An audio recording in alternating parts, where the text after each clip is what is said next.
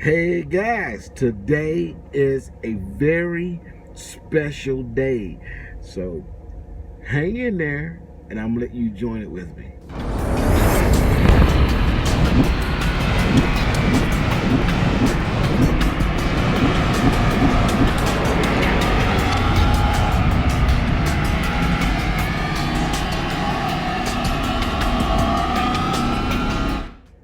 Okay, today is my mentor Larry's birthday, and I want everybody to comment down below and wish Larry a happy birthday for me. You guys, if you've been following me, you know I've praised him in the way that he mentored me and to help me get out here and learn how to. I'm rocking, and like, I don't know if this is hurricane country or what, but it's rocking over here. I was so happy to park, but we'll get to that part in a minute. You guys have heard me say what a good mentor he was, and still is, and anybody who would get him as their mentor get a treat. Not only is he a hell of a mentor, but his wife is hell of a cook, and you will get lucky enough to taste some of her good cooking and some of her wonderful hospitality. Super sweet lady, wonderful, nice couple, and he taught me just an array of things, not just trucking, but just being around him. He's a really awesome guy, and if y'all lucky enough to get him and not me, then you hit the jackpot. And I'm not praising him today just because it's his birthday, but you guys have heard me talk about it. I'm a Houston, Texas guy and never been in the snow, and I went in the snow with him, and I made it. Remember the video of him talking about how to handle these trucks in the snow, and as soon as I went solo, they sent me right to the snow, and I was in it all winter long and never had a problem, thanks to his tutelage. And he taught me how to run, and that's the reason why I'm successful as I am about getting to my appointments on time. I got a 100% delivery rate. I've never been late on a load, and Swift has taken excellent care of me, and I have a damn good work ethic. I came here with a damn good work ethic, but learning how to handle this particular job in a successful manner, you're not born with it. Somebody's got to teach it to you, and he did a hell of a job teaching it to me, and I thank him for it. And I want you all to please say happy birthday to Larry down in the comments down below. Now to some trucking. So remember, I talked to y'all about how to handle your driver leaders and your the planners. How to get things handled. So here's an example. It has just happened. It just happened. So I finished well, remember I told you guys that my driver leader found that I had been taken off of a load that was supposed to get me to my new truck, and again, I don't turn down loads, and I don't want you guys to turn down loads either. Okay, the planners know what they're doing. It may not always go the way you think that it should go, but what they're doing is what they're supposed to do to keep the freight moving and utilize the equipment that's in the area of the freight. Okay, so don't turn down freight. I don't, and it helped me. I told you guys the story already, but when she got to work and saw that load was off of me, she said, I'm gonna take what they gave you, I'm taking it off, and I'm gonna find you something else. And within a few minutes, she had me going to pick up a load and take it to Denver, which was heading back west where I needed to go, so I can eventually end up in Salt Lake. So I got to the Denver terminal and I went in to T-call a load. What that means, if you're not aware of it, what T-call means is that the load that you're on, you're taking it to a terminal, and you're going to drop that load there, and someone else is going to take that load to its final destination. Okay, so you T-called it. I don't know what the T part stands for. I don't know. Titty or something. I don't know.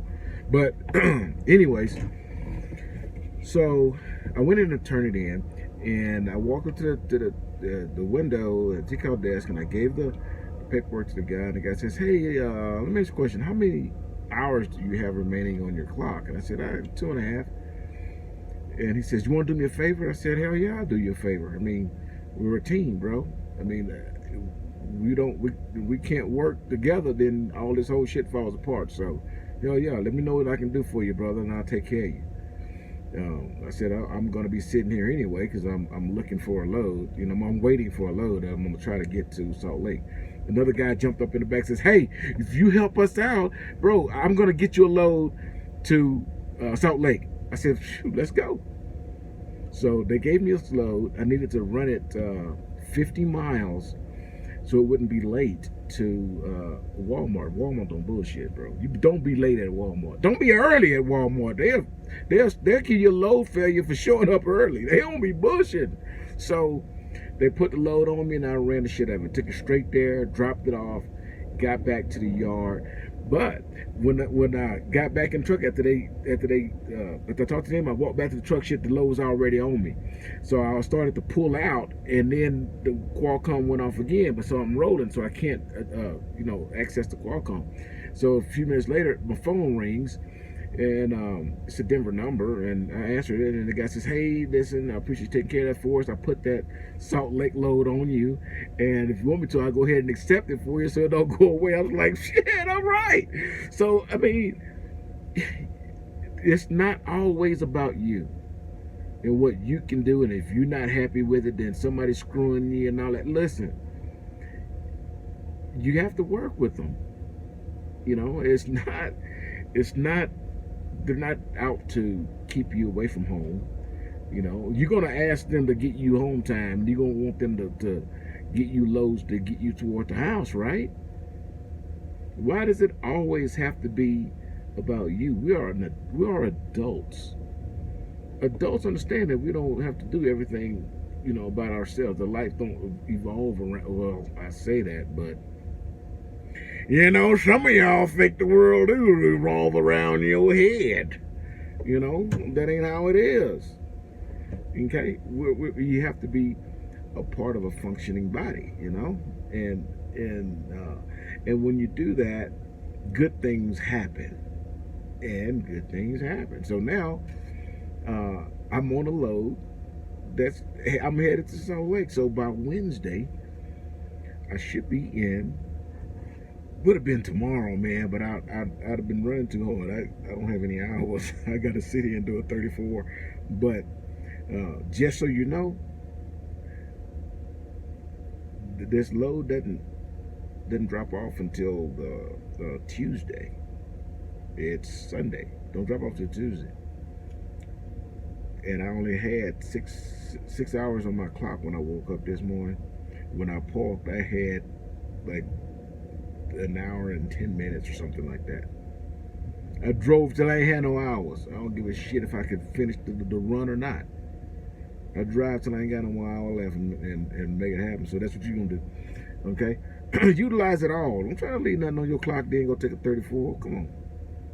So when I'm done with the 34, I'm gonna finish this run. I'm gonna end up in Salt Lake. And see what kind of machinery they're gonna give me to roll out of there, and so I can mentor in it. So bottom line, I just, two things I want to accomplish this time. I want you guys to wish my mentor Larry a happy birthday, and and give you another example of why you need to be working hand in hand with your driver leader and the planners. Okay, you have to function as a team. By the way, Swift put out a video. I just watched it about the state of the freight. It's a nationwide thing, and all the carriers are going through it. It's just a bump. Okay, don't if you're not getting the freight you're looking for, if you're not getting you're not running the hours, the miles that you're signed on for, then just hang in there, man. I mean, no matter what business you're in, they got some ups and downs, and so it's not always going to be up. Every week ain't a 3,000 mile week. So hang in there, and it'll turn around, and we're gonna get out there. We're gonna make some money. So please wish him a happy birthday. Here we go. Boop.